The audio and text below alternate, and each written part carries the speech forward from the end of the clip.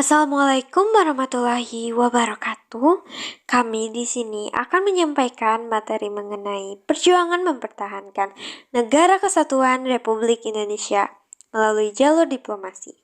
Selain melalui perjuangan fisik, para pahlawan bangsa pun berjuang melalui jalur diplomasi. Perjuangan melalui jalur diplomasi ini dilakukan melalui berbagai perundingan terutama dengan Belanda.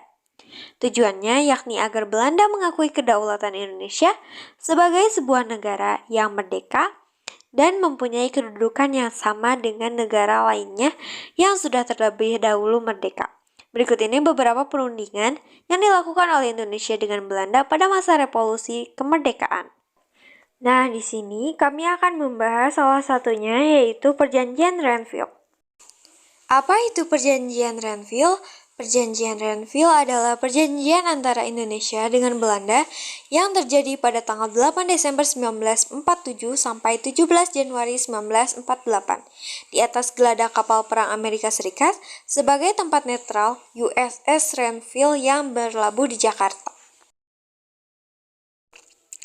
Perjanjian Renville ini merupakan hasil dari mediasi Dewan Keamanan Perserikatan Bangsa-Bangsa atau yang disingkat dengan PBB yang melibatkan Komisi Tiga Negara atau KTN yang terdiri dari Australia, Belgia, dan Amerika Serikat.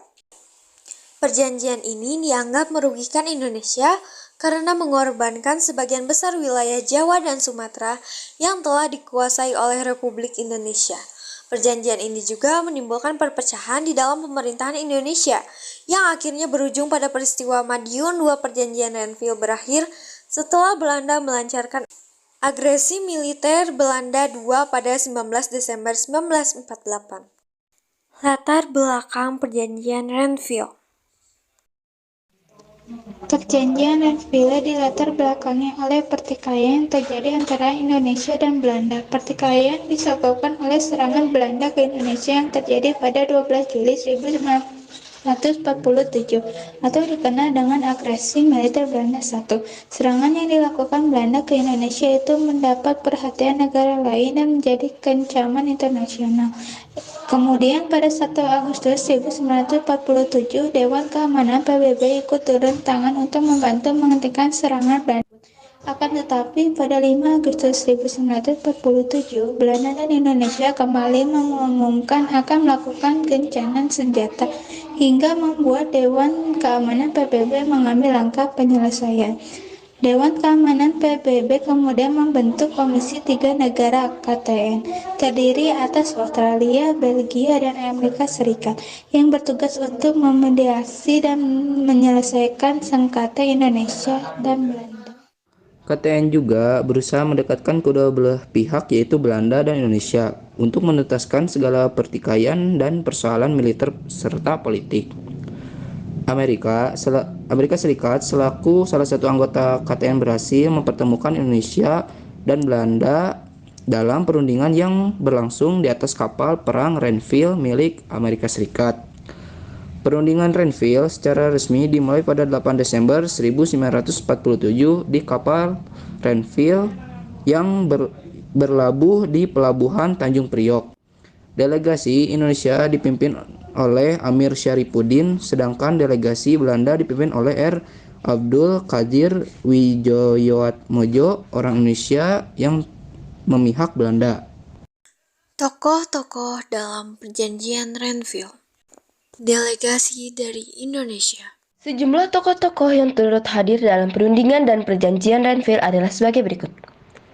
Delegasi Indonesia diwakili oleh Amir Syarifuddin sebagai ketua, Ali Sastrohamijoyo, Haji Agus Salim, Dr. J. Leimena, Dr. Kotik Len, Nasrun, Mr. Latuhar Hari, dan Kolonel PB Simatupang. Delegasi Belanda diwakili oleh R. Abdul Qadir Wijoyatmojo sebagai ketua, Mr.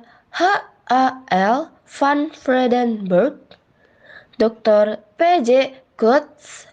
PBB sebagai mediator diwakili oleh Frank Graham sebagai ketua, Paul van Zeeland, dan Richard Kirby.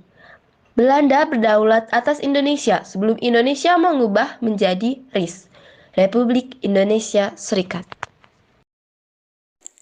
Isi Perjanjian Renville. Isi Perjanjian Renville. Setelah dilakukan perundingan, disepakatilah pokok-pokok Perjanjian Renville pada 17 Januari 1948. Pembentukan Republik Indonesia Serikat atau RIS dengan segera. Republik Indonesia merupakan negara bagian RIS. Belanda tetap menguasai seluruh Indonesia sebelum RIS terbentuk. Wilayah Republik Indonesia yang diakui Belanda hanya Yogyakarta, Jawa Tengah, dan Sumatera. Wilayah kekuasaan Indonesia dengan Belanda dipisahkan oleh garis demarkasi yang disebut garis Van Mook.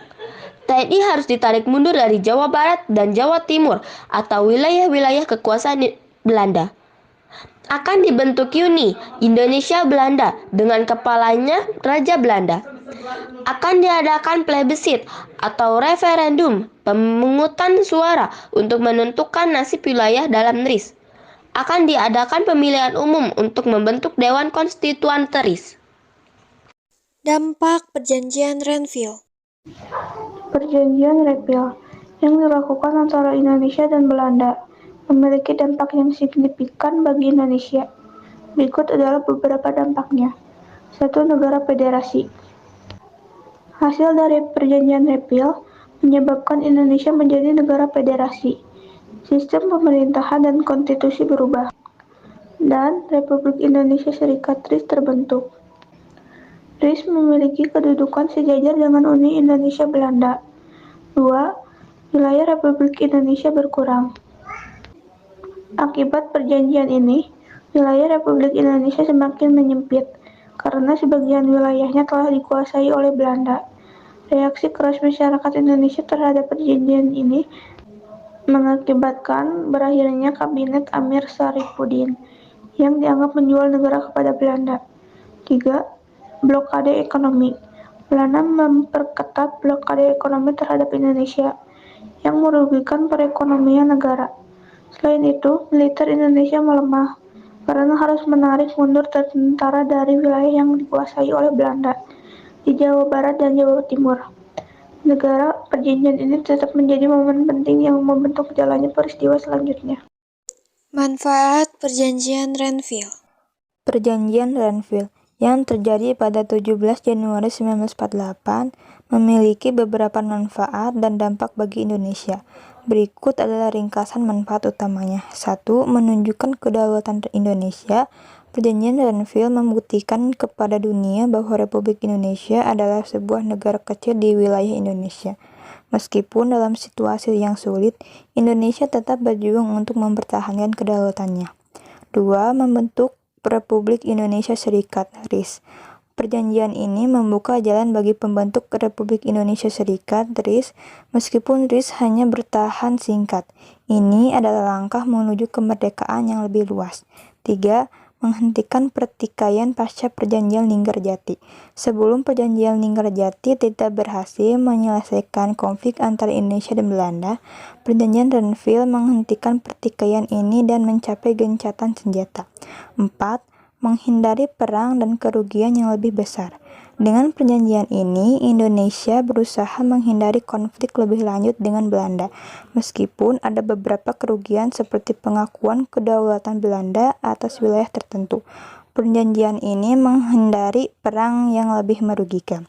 Meskipun perjanjian Renville memiliki manfaat tertentu, dampaknya juga menimbulkan kontroversi dan ketidakpuasan di kalangan masyarakat Indonesia karena beberapa ketentuannya yang merugikan. Kesimpulan dari materi yang telah kami sampaikan mengenai Perjanjian Renville. Perjanjian Renville berhasil ditandatangani oleh kedua belah pihak pada tanggal 17 Januari 1948. Perjanjian Renville ini menyebabkan kedudukan Republik Indonesia semakin tersudut dan daerahnya semakin sempit.